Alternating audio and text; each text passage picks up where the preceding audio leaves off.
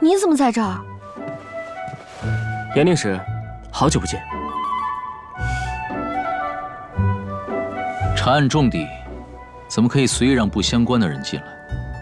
大哥领误会了，此位乃是民间第一神探潘池潘郎君，此行也是协助下官前来查案的，并非是不相关之人。沈大哥领。果然，传闻都是真的，阿潘就是潘池。你也可以永远把那个阿潘就当成是那个阿潘。我也是碰巧遇到此事，受嫌犯妹夫所托前来调查。这嫌犯刚被抓的时候，身上可是一干二净，且没有任何凶器。我怀疑他极有可能是被冤枉的。卷宗里面写过，死者的弟弟并非习武之，弟弟行凶的概率很低。根据死者家中的情况，极有可能是仇杀。哥哥脾气不太好，经常因为占地问题和邻家发生争吵，还曾因为打架闹到了李正那里。做生意呢，也常常跟人不和，得罪了不少人。不排除凶手借此机会杀人，然后嫁祸于死者的弟弟。若是仇杀，那凶手跟死者应该有深仇大恨。光杀人也就罢了，还要把死者的头颅也带走，这是为什么？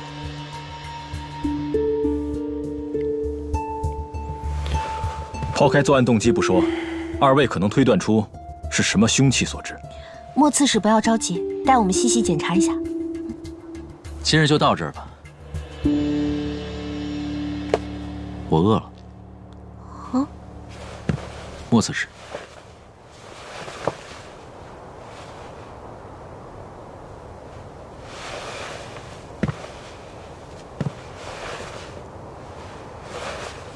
告辞。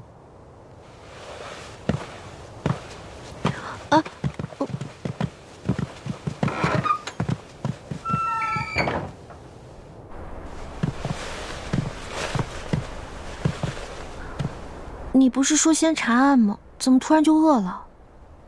再说了，我们现在不是在相案，你怎么就……反正此刻我就是饿了。你不是说要给我做药膳吗？哪儿呢？做药膳？你确定要用这双手？怎么了？这可是刚刚验过尸的手，用这双手做出的药膳，你确定你能吃得下？吃得下。你等着。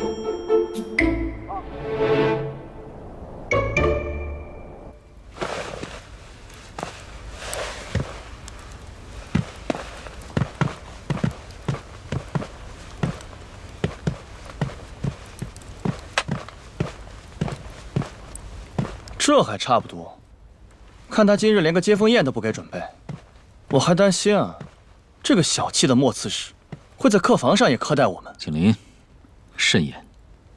莫刺史勤政爱民，是百姓口中不可多得的好官，一个接风宴而已，能真正为百姓做事，才是最重要的。我去看了，他们这儿的厨房不错，夫人一回来就去给您炖药膳了。哎，帮我拿一下。小孩，怎么是你？你是？你姐姐呢？姐姐一回来，我就缠着她教我本领，她爽快答应，结果是把我领到厨房，教了一遍怎么煮药膳，她就急匆匆离开去见楚旧好友了，留下我守着锅2个时辰。楚旧好友？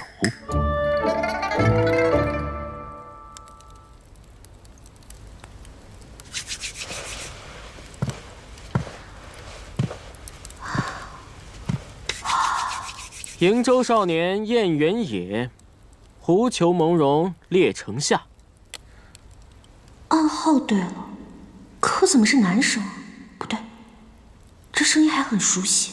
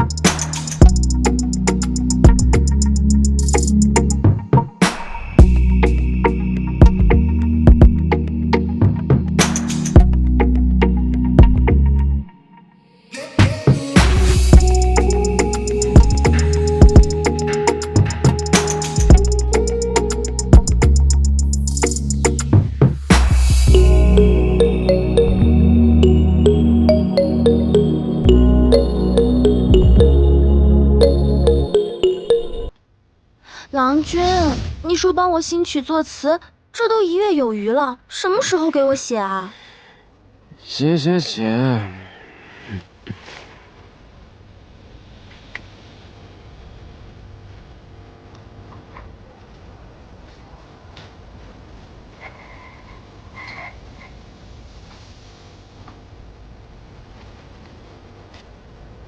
帮我将信送去刑部。多谢了。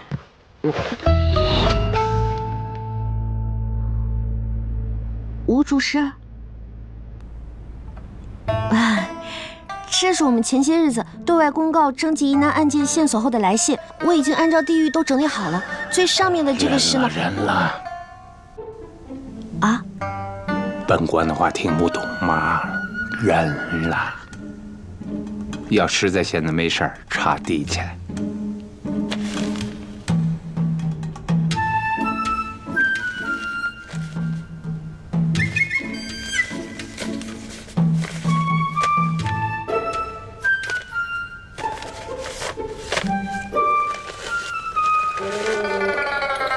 刑部疑案知我见，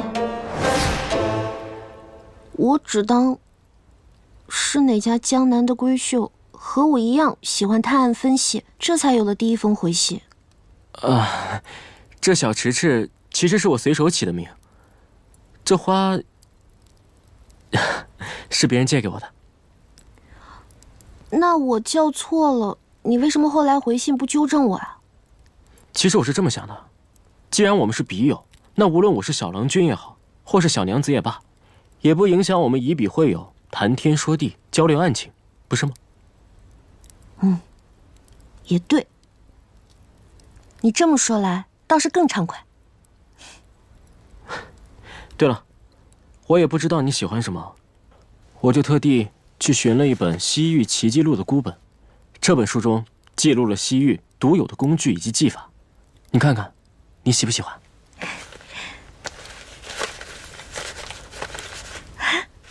谢谢，我很喜欢。哎，等等，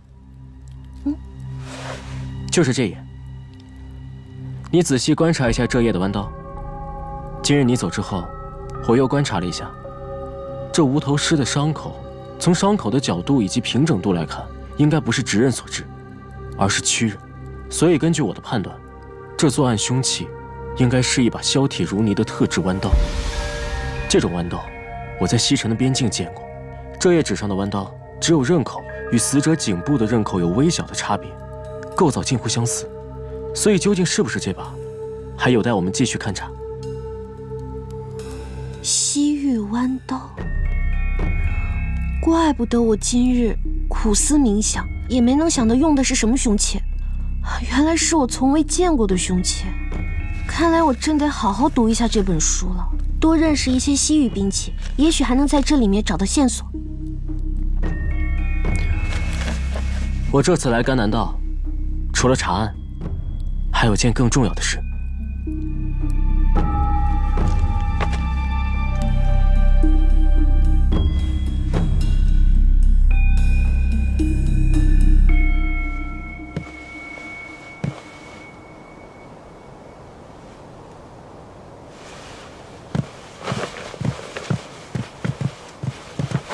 大哥领，莫刺史今日疲惫，早早就寝，不便相见。您也早些回去歇息吧。替我转告莫刺史，改日我再来长叙。小的明白。大哥领请。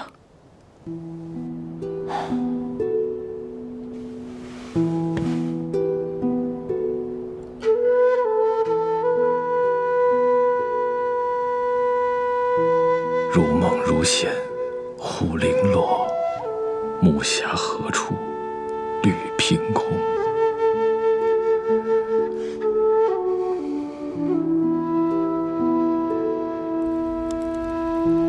所以，早在香安城出事之前，甘南道的人贩子手里就已经有了火鹅月。没错，火鹅门在甘南道渗透之深远，远超我们的想象。我这一路暗查过来，发现不少当地的民众偷偷信奉着火鹅门。从香安到瀛州，我总觉得火纹门的背后有一双无形之手，在布一个大局。而且这布局之人，定是个势力滔天之人。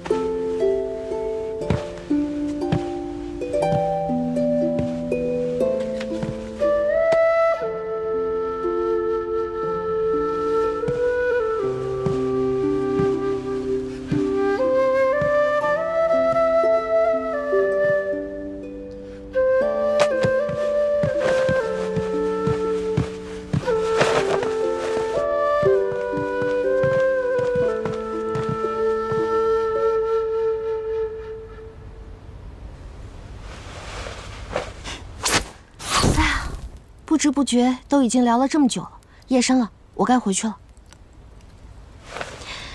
那我们下次再聊。我的礼物呢？你不会没准备吧？准备倒是准备了，但是吧，不太适合你，你肯定不喜欢。下一次我给你买一个更新的。你都没给我看一眼，你又怎知我喜不喜欢呢？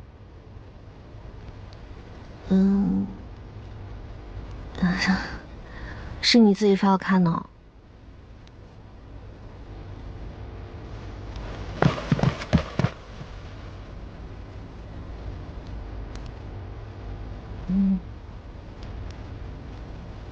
好了，你看到了，死心了吧？哪有送别人的礼物收回去的道理？再说了，我很喜欢，我刚好就差一个发簪。这样，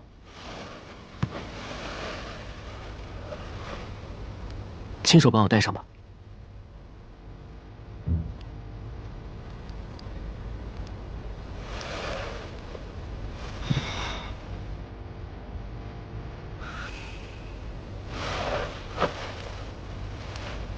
如何？好看吗？蜡烛怎么突然灭了？难道？好看，挺好看的。时候不早了，我真的该走了。告辞啊。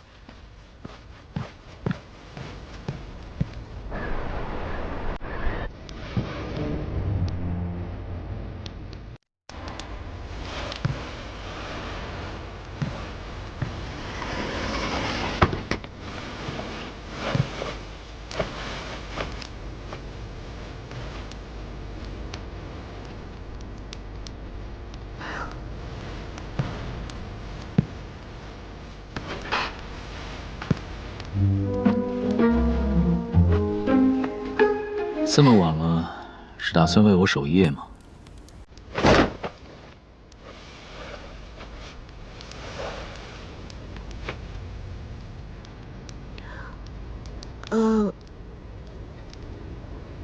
还愣着干嘛？快过来休息了。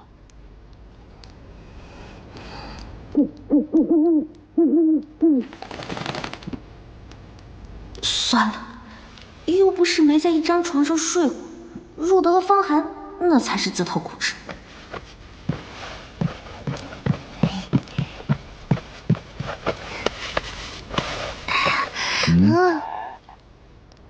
那个潘池，就这么合你胃口吗？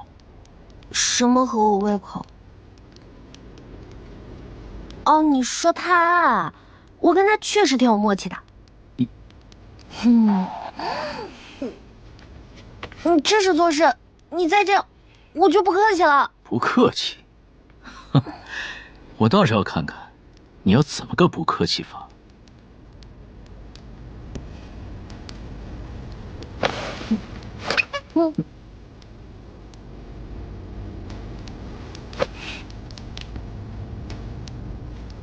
沈舵，你大半夜不睡觉，发什么疯呢？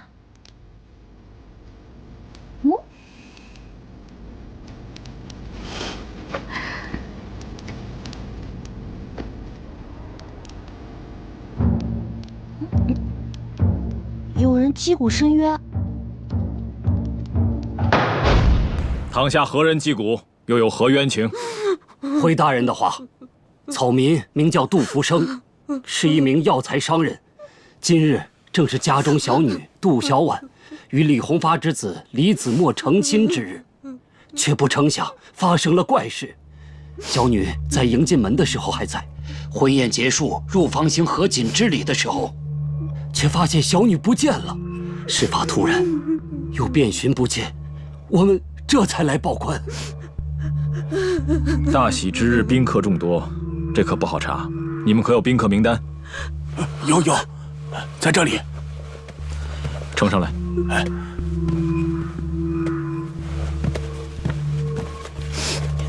你们两家的婚事可是你情我愿？自然是。我与小婉本就门当户对，互相爱慕，可谁会知发生这样的事？求莫刺史大人，定要找到小婉。来人，带人去两家查看，尤其是李家，要仔细勘察，看看有没有什么留下的痕迹，着重看一看各处门禁的出入。是。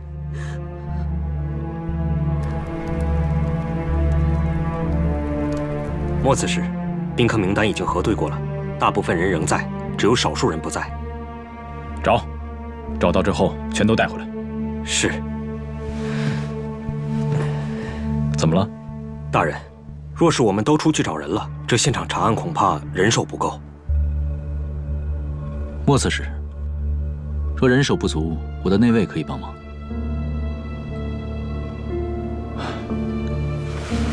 那就有劳沈大哥领了。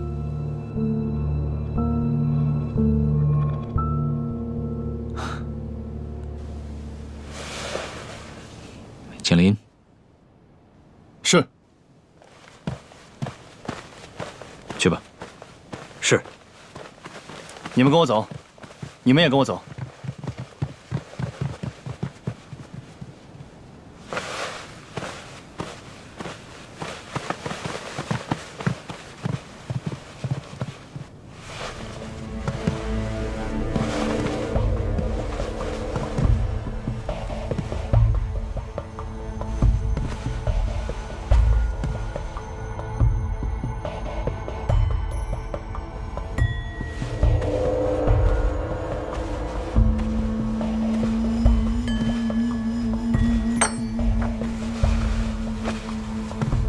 李弘发家境富裕，新房必是精心布置过才是。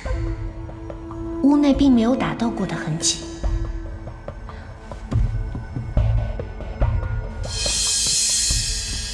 看来新房中发生过什么，气愤之余，有人抓坏了这里。明明是办喜事，这里却处处透露着古怪。更何况，这个门框一看都是翻新过，但居然有掉漆的痕迹，这一定有问题。我也是这样想的。对了，你那边有什么发现吗？我途经客厅，还路过了超廊角厅和假山，可这一路上却没有任何发现。那就对了。新娘不是自愿离开，而是被熟识之人劫持，从后窗带走。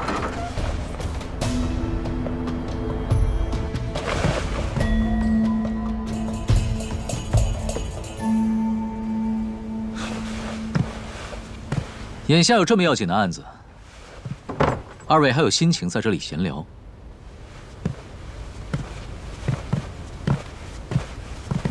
我和严令史在分析案情，何为闲聊？再说，我们已经有了结论，新娘就是从这后窗被劫的。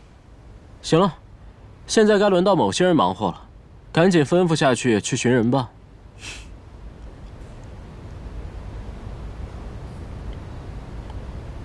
那好，请潘郎君领路，和我的内卫一同追击嫌犯。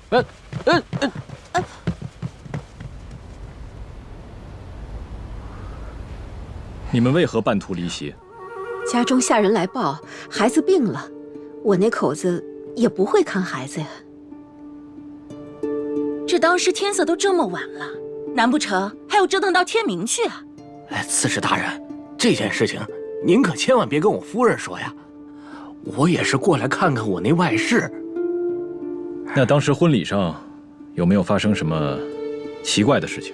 没有呀。除了那个徐几泽做的出色点以外，我倒没看出有什么其他不同的。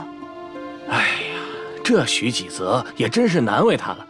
兵相这一行本就不太好干，瀛州从事的极少。不过我听说啊，他也是无人引荐，招考无门，这才去做的兵相。请吧，各位啊。那个徐几泽呢？他怎么不在？回大人，没找到。没找到？如此看来，徐几泽是唯一一个提前离席且能近距离接触新娘的人。严令史，你觉得凶犯会不会是徐几泽呢？现在我也无法回答你这个问题。案子未破之前，在场的每一个人都有嫌疑，而他此刻不在现场，只能代表他的嫌疑更深一重。最终还是要物证人证才行。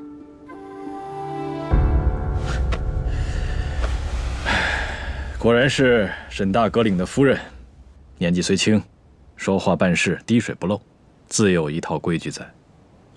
听莫刺史一言，是对我们家大阁领很了解。把他们都押回刺史府。是。走吧。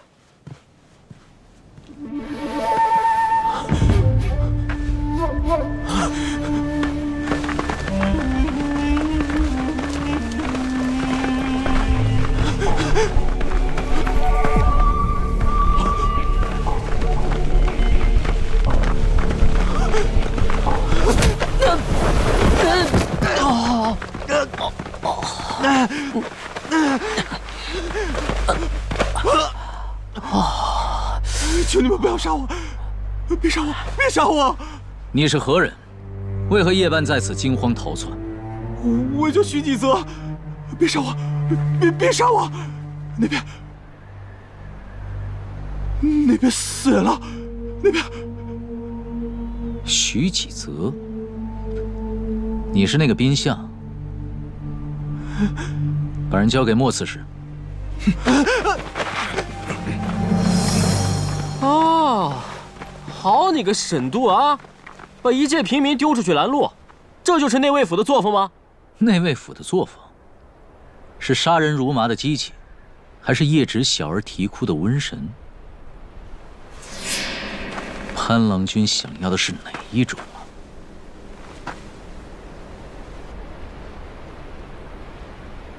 啊？沈大阁领贵有自知之明，潘某佩服，佩服。不过话都说到这儿了，不如就把话说开吧。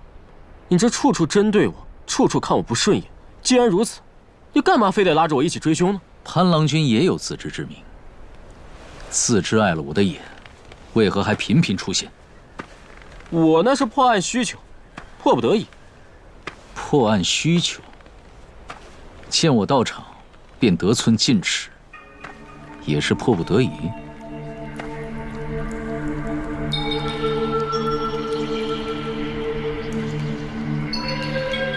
啊！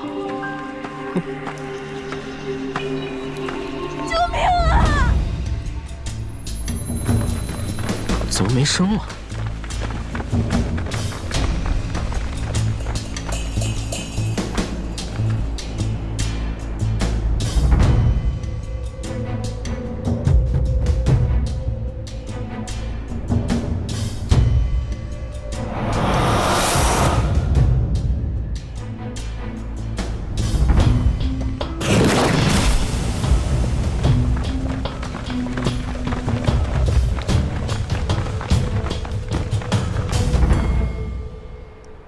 你下去看看。凭什么让我下去？你一个堂堂大阁领在这里，底下什么情况谁知道？再说，我要下去被别人杀害了怎么办？你若是死了，我会替你收尸，为你建坟立冢，不会让你的魂魄飘荡在外，以免吓到别人。你这个人嘴怎么这么多是吧？下去。我先看看，什么情况？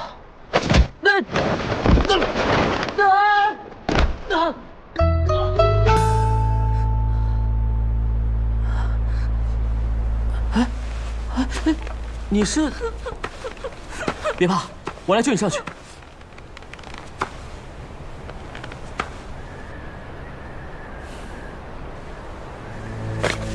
大哥领，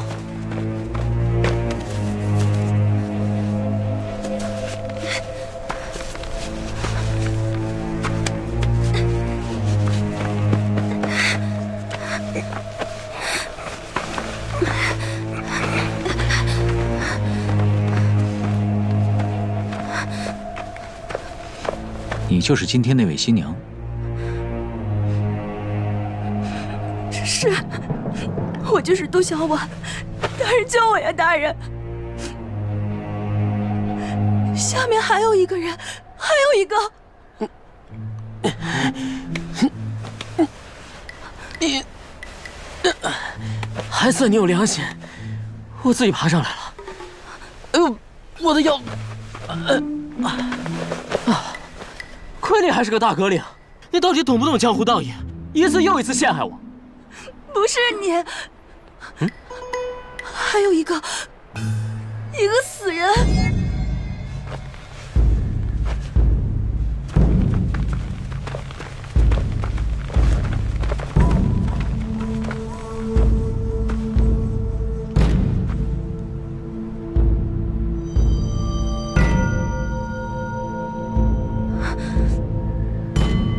你们几个去周围查探一下，青林，去看看下面还有没有异常。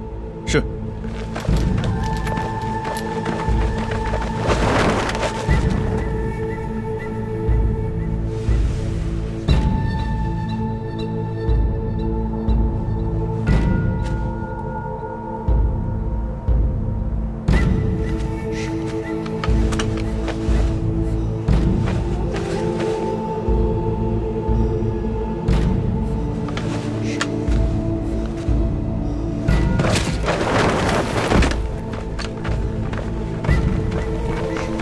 报告大哥领，下面没有异常。大哥领，周围都检查过了，并无异常。这一路上，我们都看见了那个神情紧张的宾相嫌犯，你为何还要反复勘察？你就这么笃定这个人不是凶手？我不能确定那个人是不是凶手，但我的直觉告诉我，这件事情没有我们看到的那么简单。在下算是开了眼界了，这堂堂大阁领破案，靠的就是个天赋异禀的直觉。大哥领，还要继续查吗？撤吧。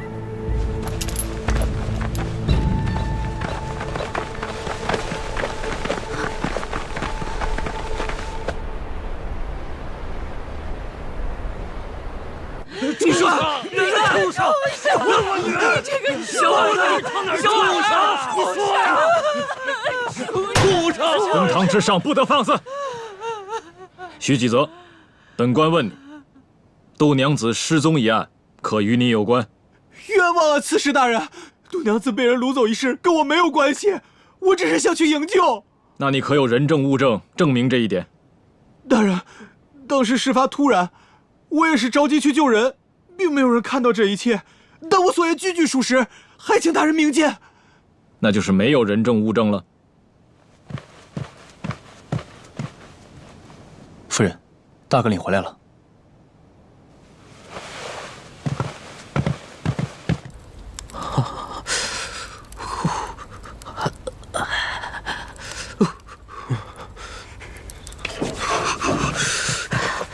你们可算回来了，可有什么发现？新娘找到了，还带回来一具尸体。死人了？那你怎么样？有没有受伤？我岂是别人可以随随便便伤到的人？夫人不必忧心。你又怎么了？怎么手上都是伤，身上还有泥啊？这就该问你那聪明的夫君了。这一路上脏活累活我一个人干，最后功劳一个人全落了啊！哎，无论如何，你们能够平安归来就是好事。哦，对了，那个新娘子你们是怎么带回来的？快把细节给我讲讲。先是在半路上遇到了惊慌逃窜的嫌疑人，然后发现了被困在窖井中的新娘。这窖井之中除了新娘之外，还有一具尸体，所以就一并带回来了。你所说的那个嫌疑人，便是之前那位带回来的那个徐几泽吗？正是婚礼那个宾相。你们离开之后，我也对赴宴的宾客进行了调查，他们口中的徐几泽，那可是大好人一个，明面上他也并没有作案的动机。他是不是凶手，还有待查明。哎，对了，在井底下的时候，我还记得有一个麻袋，那个麻袋应该是用来掳走新娘用的吧？这么重要的证据，刚才为什么不说？我又不是你的下属，干嘛什么事都向你报备啊？哼！哎，好了，你们快去换身衣服吧，我在大堂等你们。这是瀛州府衙的事，理应由莫刺史自行决断，我便不去堂前了。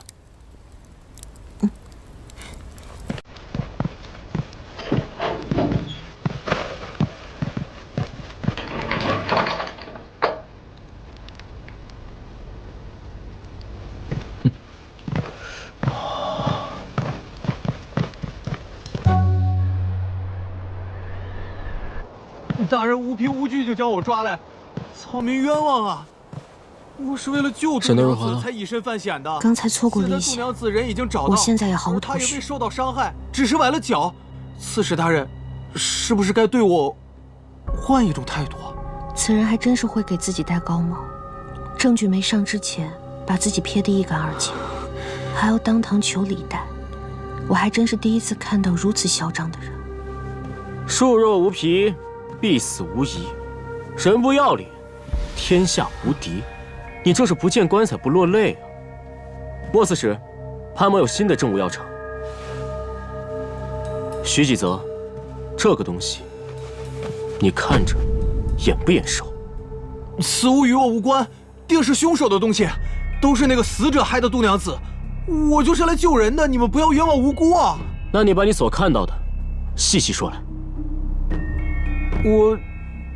我当时就是上了个茅房，出来的时候就看到贼人将杜娘子掳走了。当时事发突然，我也没来得及通知其他人，又挂念杜娘子的安危，就独自前往营救了。你这无凭无据，怎能让人相信？天知地知，我所说的句句属实，还请各位大人明察。我来帮你说吧。你和死者就是同伙，你们一起将杜娘子掳走，然后因为不和，你将同伙杀害。为了掩盖事实，将自己装成一个好人，把所有的责任跟自己撇得一干二净。刺史大人，冤枉啊！我真的没有杀人，我跟死者根本不认识，我为什么会杀了他呢？人在说谎的时候会不断眨眼，还伴有拱鼻子的动作。而刚才他说他没有杀人的时候，神情却异常坚定，可见他不是说谎。你和死者既然不认识，你是怎么看到他被害的？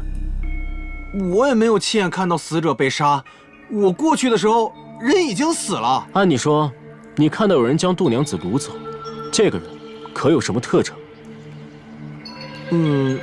当时光线不是很亮，我也没看清楚。不过以死者的身高和神态来看，应该就是掳走杜娘子的那个人。只是从身高和神态来判断，难道就没有注意到其他什么特征吗？事发突然，我也没多留意其他的。大人，杜小婉到。婉儿，我的婉儿啊！没事的，孩子。好了。杜小婉，你是当事人，将今日发生之事一一道来。小婉，我们已经拜过天地，你就是我李子墨的妻子，我李子墨在此对天发誓，绝对不会因为今日之事心存芥蒂。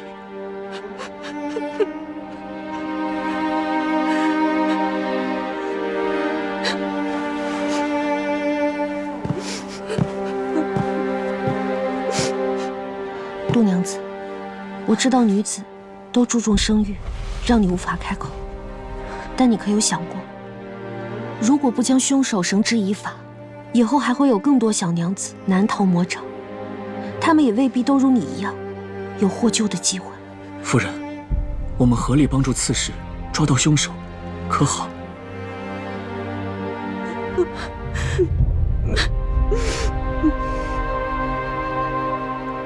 醒过天地里之后，我在新房见到了冰相，但后来却不知怎么的突然晕了过去。醒过来时，就已经在麻袋里了，并未看到是谁将我掳走。我当时害怕极了，又喊不出声来，只知道自己被套在麻袋里，被人扛在肩上奔跑。过了很久很久，我才被人放下。后来又来了一个人。那你可有听到他们都说了些什么？我原以为那个人是来救我的，却没想到他们两个人竟是同伙。他们在一起商量着要如何分享我，那言语实在是难以入耳，我实在是说不出口。各位大人，我夫人受了这样的侮辱，还请各位大人一定要严惩凶手。李郎君放心，我们定不会让凶手逍遥法外。后来也不知怎么了，他们二人争吵了起来。我搞错了，把他放了吧。你开什么玩笑？木已成舟，你不干也得干。我去那边看看。过了一会儿，像是听到后面有人追来，他们便把我丢弃在废墟的窖井里。还没等盖好窖井的盖子，我便听到一声尖叫，然后就是扑通一声，好像是有人吊在了我的身边。麻袋松了，我便爬了出来。救命啊！听到有人前来，但我害怕是之前逃跑的同伙，我便不再呼喊，一直到有人从井口跳下来将我救出。你既然听过二人说话，可否通过声音判断，那个人是不是徐继泽？情况危急，我害怕极了，我怕得脑子嗡嗡响，听不出是谁的声音了。杜娘子已经说得很明白了，她在晕倒最后的时刻，看到的就是徐继泽。不管你是不是杀人凶手，这个案子也定与你脱不了干系。徐继泽，你给我滚蛋啊！你畜生！肃静！公堂之上不得放肆。夫人，大哥令不便前来，派我将此案证物呈送堂前。有证物，还有后手，怎么早点禀告？我又不是你的下属，何须事事与你禀告？哼，不愧是他的下属，真小心眼。徐继泽，事到如今，你还有何话可说？大人，我真的冤枉。新婚之日，新娘往往整日未食，昏睡过去是经常发生的事。一看到新娘精神不振，我为了避嫌，立马就退出了房门。而后，贼人将新娘掳走，我才追了出去。还在狡辩？那你追出去之后呢？看到了什么？说。我也不知道我追了多远，然后我就看到一个提刀的黑影，掳走杜娘子的人就倒在了旁边。我一见书生手无缚鸡之力，万万不敢上前对抗，我便掉头就跑，直到我遇到了各位大人，才保住了一条小命。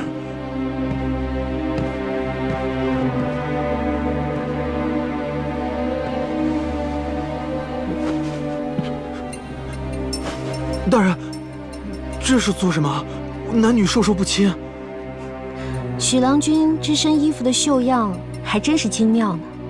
这领口处的桃花样，不知道是哪家小娘子给你绣上的呢？不进火额，祸从天降。这一句隐藏的应该也是威胁。我们若继续坚持调查，阻止他们作乱，那么你和你的亲友可能会有飞来横祸。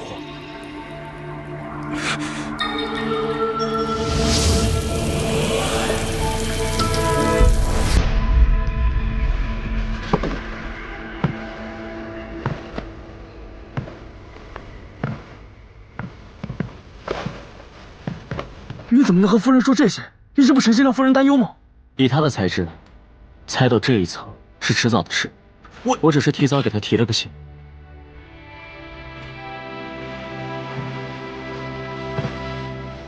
愿一夜抬头见，璀璨星月。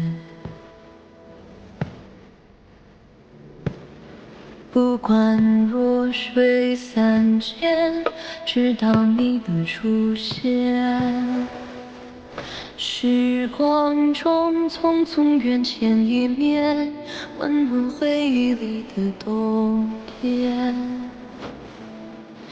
别管那明明孤沙，着一世风华。我等到岁月开出花，冰雪慢慢融化。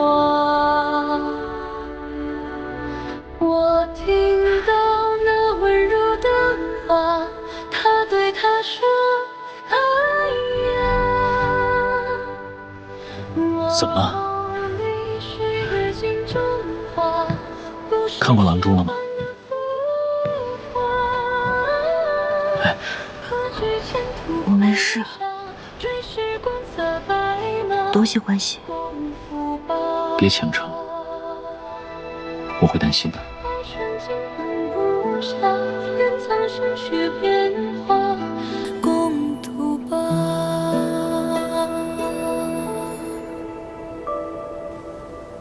你可不能有事，要不然谁给我做食补药膳啊？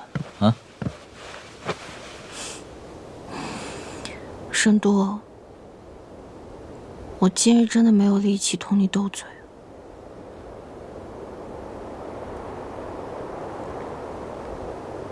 好，刚才是我说错话了。你到底怎么了？沈多。我喜欢查案，我可以忘我的追逐真相，却不想牵连我的家人。他们活恶们用尸体上的字向我传声，他们早就计划好了一切，故意给我们演戏呢。他们在向我们示威，这是警告。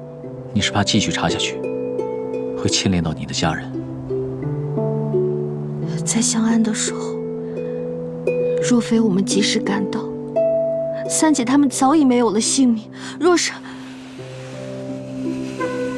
我在瀛州的时候，他们真的对我的家人下手，那该怎么办？山高路远，我该如何护他们周全？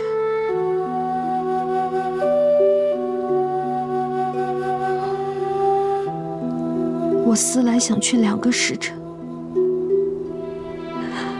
我真的没有任何办法。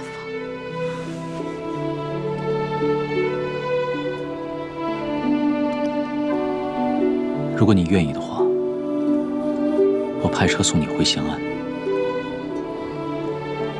瀛州的事情，你就别管了。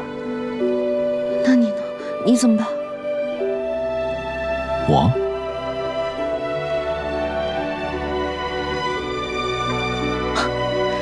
夫人难道是想让为夫亲自送夫人回娘家？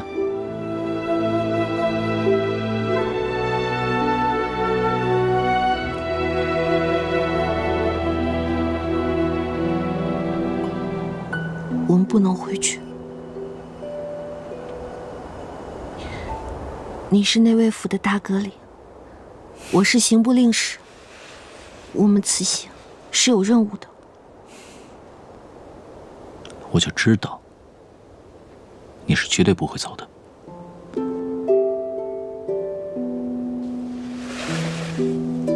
一时的情绪不会影响你查案的热情。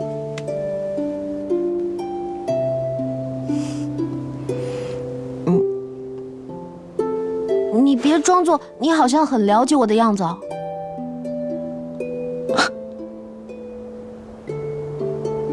回过神来了，这才是我认识的颜杏，牙尖嘴利，不留情面。当然了，也不畏强权，有着偏向虎山行的执拗。我知道你在担心你家人的安危，我沈度向你保证，你担心的事情绝对不会发生。来甘南道之前，我留了后手，目前来看，一切都在掌握之中。还记不记得那封香安来的信？香安急信是谁寄来的？徐内司。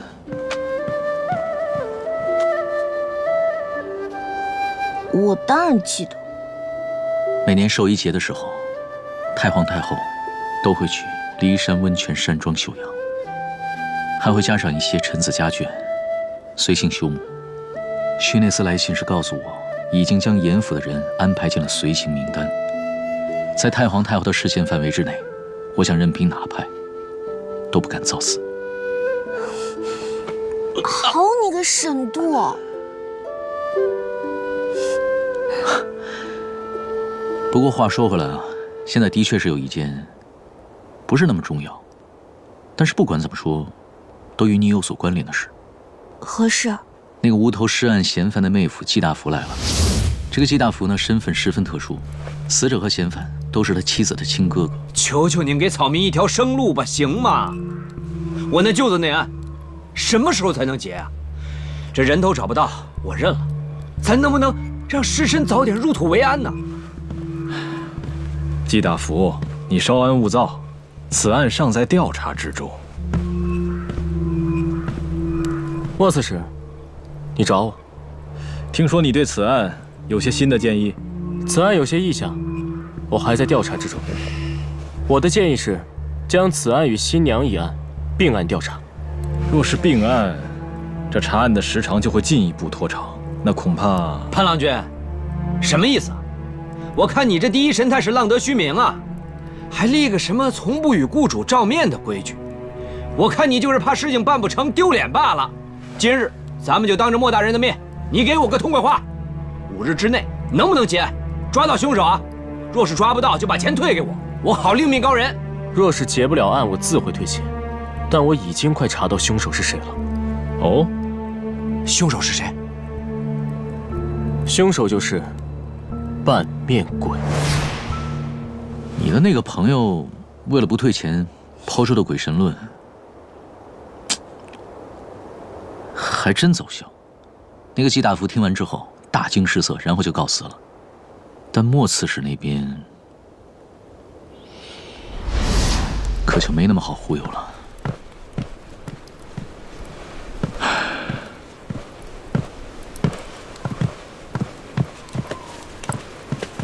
潘郎君，新娘案我已经上报刑部，做结案处理。莫刺史，潘某提供了新的笔录，我看过了。那为何如此潦草结案？徐继泽有了新的证词，或能轻判。无眼尸一看就是案中案，和无头尸案颇有勾连。潘郎君，这里不是香案。这里不是香安，是曾经深陷兵祸几十年的瀛州。瀛州局势不稳，我朝虽设督府，然西臣虎视眈眈，历史上更是多次被西臣侵占。欲平西域之乱，防战火再起，在于凝聚民心。然而凝聚民心，你可知靠的是什么？潘某愿闻其详。靠的是长治久安，是以严苛律法杜绝罪恶，有案必破，有贼必抓。需要让人相信，只要大仓的官员再任一天，瀛州就是一座可以让百姓安心度日的城池。所以，乱世就要用重典。徐继泽的头颅注定要被挂在城楼上，成为那颗震慑人心的人头是吗？二赖皮穷凶极恶，死不足惜，亦不必查。徐几泽强奸有夫之妇，罪加一等，破坏边塞律法，死罪难逃。不过我可以答应你，让他安稳去死，不必成为那颗挂在城楼上的人头。你将这件事这么详细的讲给我听，绝不只是为了告诉我潘池今日有多丢脸吧？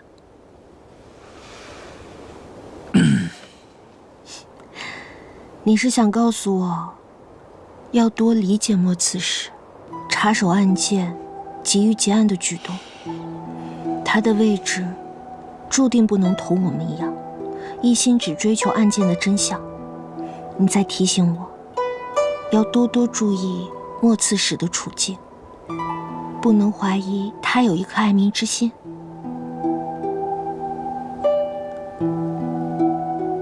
我是想告诉你，人是很复杂的，不能那么快下结论。沈多，沈多，你对莫千之有多信任？他原来是我最相信的人，如今呢？如今，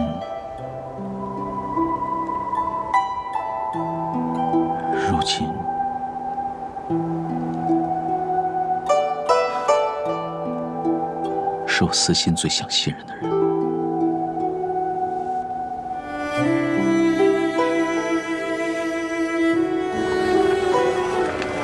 凡事要查明真相，都难免要经历你现在的过程。再小的细节也罢，再亲近的人也好，首先不要去怕怀疑，要敢于去正视他们。信任，也可能也是一种追查的力量。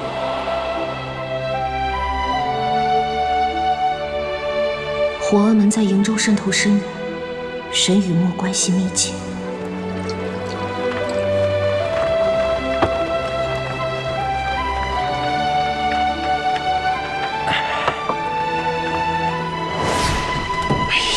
走，再看一眼吧。走，别说了，走，你再看一眼。快走。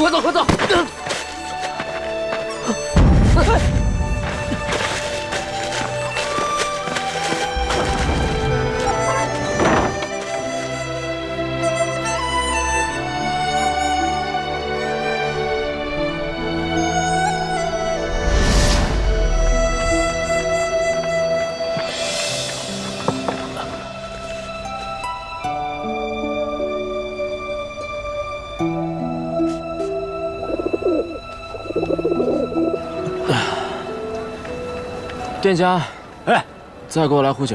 好嘞。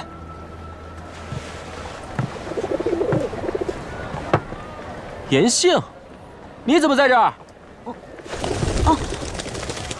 你怎么在这儿？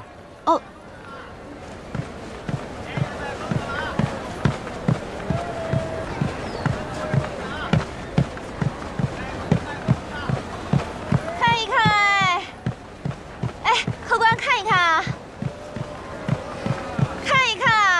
都是新上的样式。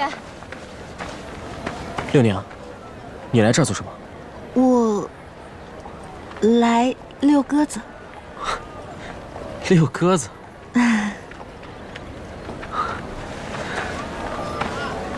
六娘，你可知这家店的招牌就是烤乳鸽？不过这话说回来，你这么做，是不是对这鸽子也太残忍了？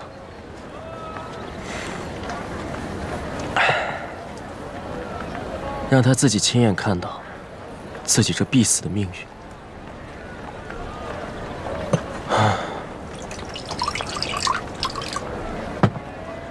这一杯，就敬这只可怜的鸽子。你不会是因为今天下午被季大夫编排无能，在这儿借酒消愁吧。果然是好事不出门，坏事传千里。这季大夫在我眼里什么都不是，他的话还入不了我盘吃的耳。那是因为吉安，听说新娘案你拿到了新的证词，可有什么发现？发现？哪有什么新的发现，都是些无用的证词罢了。不过，我为了搜集那些证据，我去牢房里找了徐继泽，在问了他的话之后，我要走的时候，他突然对我说：“潘郎君，你也是个寒门的读书人吧？以你的胆识谈吐，却不再刑部为官，而是做个劳什子民间神探。我大胆猜一下啊，你跟我是一类人，受累于出身卑寒。”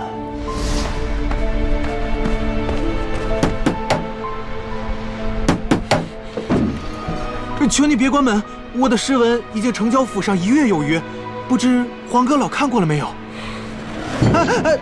真是赶不走的野狗，就那穷酸样，还想让我们郎君保荐？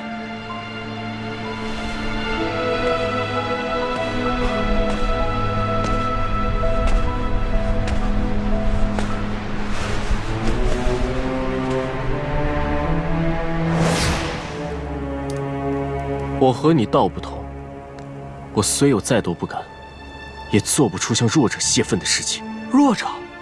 不，我从不欺凌弱小的。我欺凌的是那些一直打压欺辱寒门的名门士族，他们生来就能坐吃公卿，把我们这些寒门当作仆隶。我释然指了他们的新娘，我就是想让他们尝尝屈辱的滋味。这种滋味，我们寒门数十百年来，每一天都在苦咽。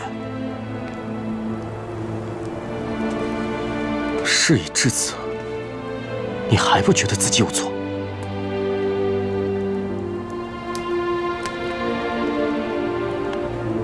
有，在杜娘子的案子里，我犯了不查之错。所谓不查，是指作案刚开始发现，李家甚至连士族都称不上，对吗？果然是第一神探。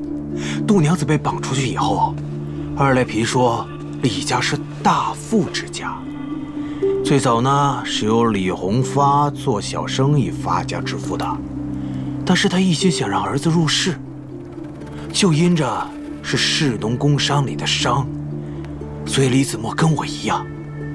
后来李弘发花了大价钱，给自己洗白成了一个士族之后的假身份。李子墨后来就可以报考了。所以你最后决定停止作案，便和二赖皮开始了争吵。对，我们吵得可厉害了。后来发现好像被人跟踪了才作罢，但我从始至终我一直想给杜娘子送回去的，结果谁知道遇到了命案。二赖皮真不是我杀的，杜小婉我也几乎完璧归赵了。今日你所说，我会如实上报，以作量刑参考。若以律法，确实可以轻判一二，但在我的心里，你就是个不折不扣的懦夫。勇者愤怒，利刃向更强者；怯者愤怒，利刃向更弱者。那些真正打压你的豪强，你不敢动，却把目光投向了手无缚鸡之力的弱女子。你这不是报复，你不过就是个欺善怕恶的小人而已。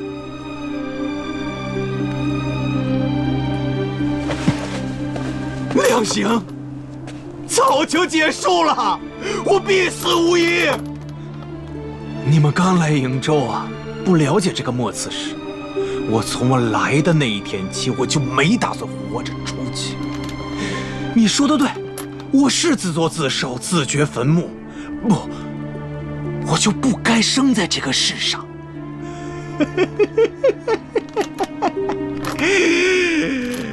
下辈子，我宁愿生做一个不识字的庄稼汉。也不做一个似懂非懂的读书人。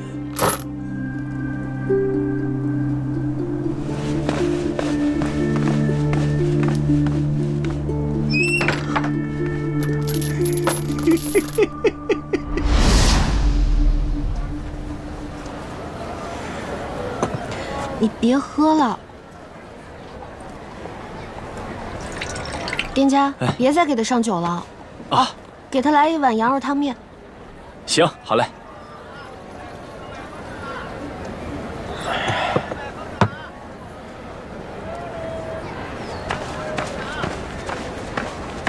来，您请。甘南道地区的羊肉可是出了名的。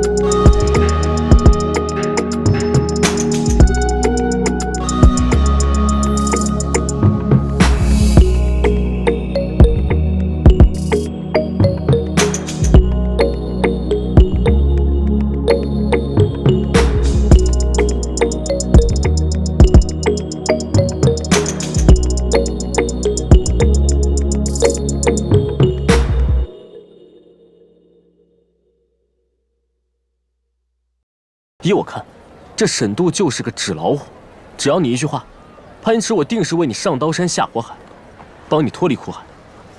你是不是误会了？没有人对我施暴。没人对你施暴，你这额头上的伤是怎么来的？每每见你，一处新伤一处旧伤的，难不成不是在家里伤的？确实是在家里伤的。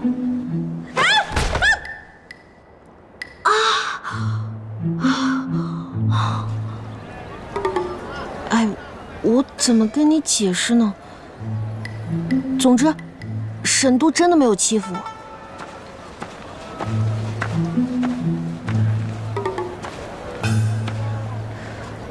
虽然我替嫁入沈府有一些荒唐，也并非他所愿，但总体上，沈都算是个合格的夫君，他对我和家人也多有照拂。而且，我早晚都是会离开他的。无论是沈都，还是我，都心知肚明，这一天很快就要到来。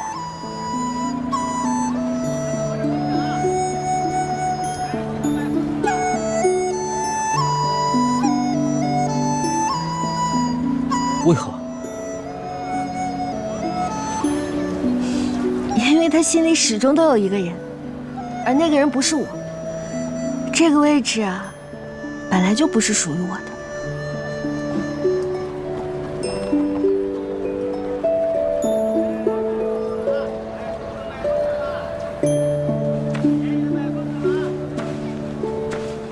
夫人，末刺史感念您公务繁忙，特意安排您去瀛州最知名的汤池一溪池修墓。小娘子，咱们一溪池可不比皇家骊山温泉差，是西岭山饮下的千年之水，辅以天然地热，池中更是添加了数十种香料，男能温肾补阳，女能美容养颜，功效那是有口皆碑。甘南道方圆百里求子的夫妻，都会特意来这池中泡一泡。多谢讲解，您一路引导辛苦了，先去歇着吧。不成不成，奴婢还没伺候您穿纱衣呢。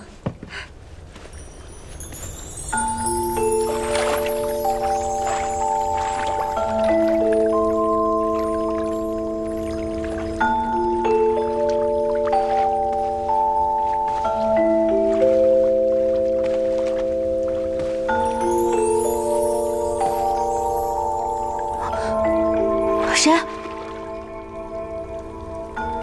是我。你怎么来了？自然是来泡汤。这里是女汤池，你去别的地方泡。一溪池就一个池，哪分什么男女？何况瀛州府安排我们夫妇一块泡汤，若是分开泡，会不会太奇怪了？让外面那些人怎么看？外面那些人？外面有几个仆妇和家丁在看着，即便是做戏，也得和你一块泡。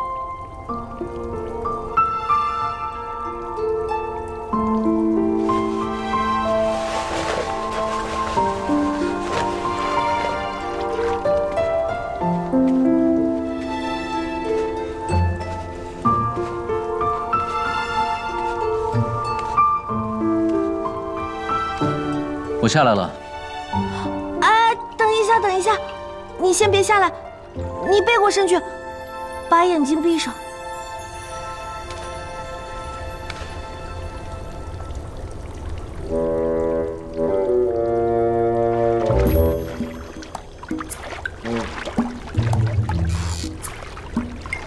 你害羞了，不敢和我一起泡。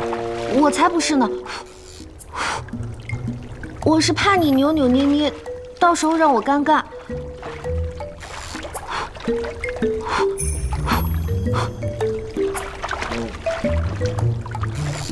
好了，可以睁眼了，下来吧。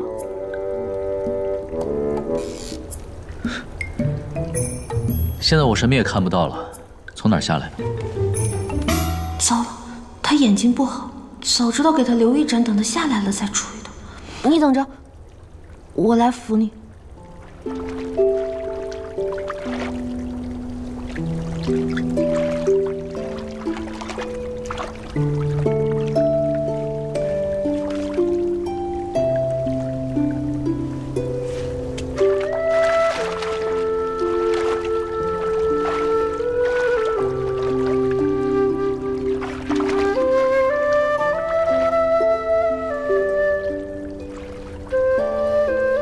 你说我心里一直有一个人，那个人是谁？莫秀秀，不行，那不就暴露了我偷听他和莫前之说话了吗？沈度，你怎么窃听我呀？你就不能光明正大的问吗？我现在问，你敢回答吗？我当然敢啊！素来听闻大格林有不近女色之名，这一点我深以为然。沈府里别说是通房妾室，便是女婢都很少，再加上你对我多番看不顺眼。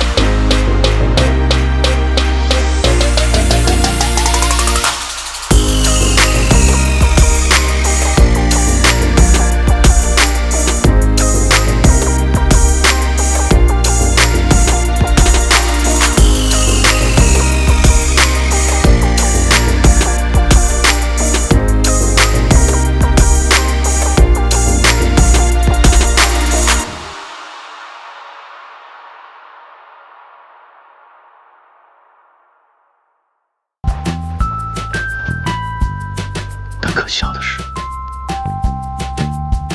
当时我根本不知道她就是我记忆中的那个女孩。后来我知道，希望不算太晚。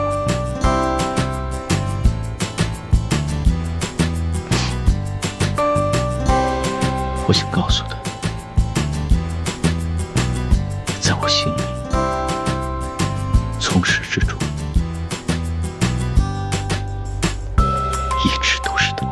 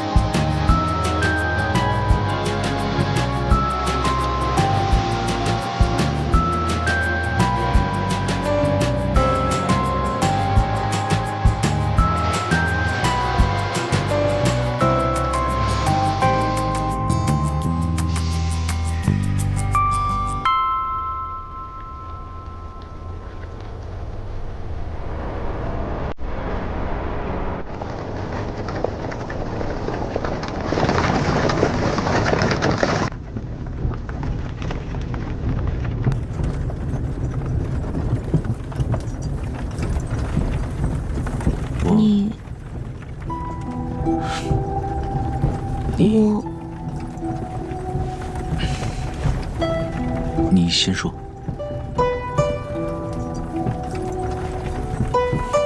你怎么知道那个藤编小猪是我编的？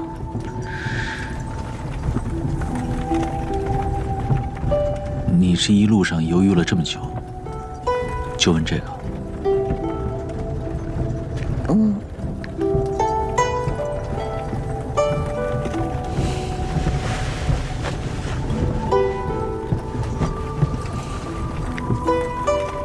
我从一开始就知道，不是秀秀编的。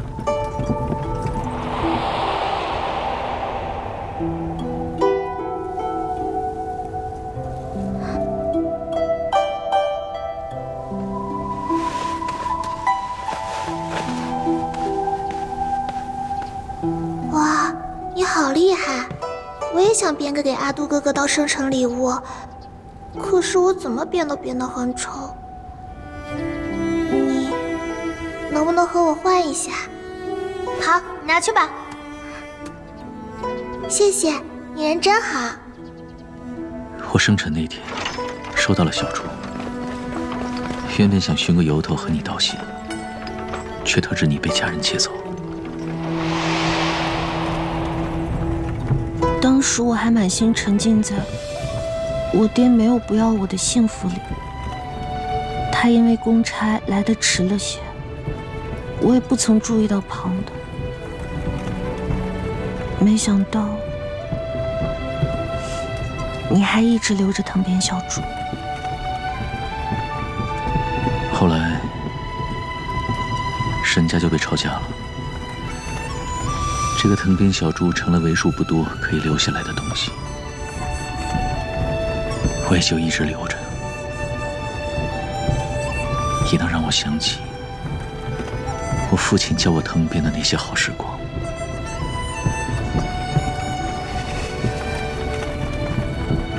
直到前不久，我才知道，紫六娘是颜六娘。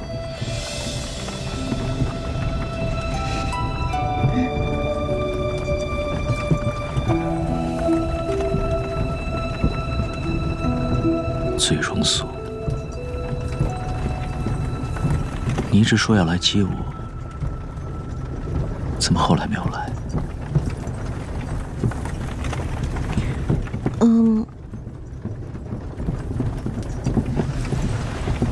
因为我是从后花园的狗洞里爬进来的，后来他们发现了这个漏洞，就把狗洞给堵上了。再后来，你也不用我来接了。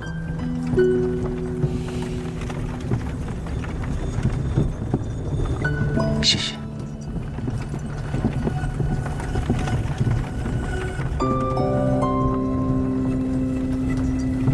你还是来接我回家了。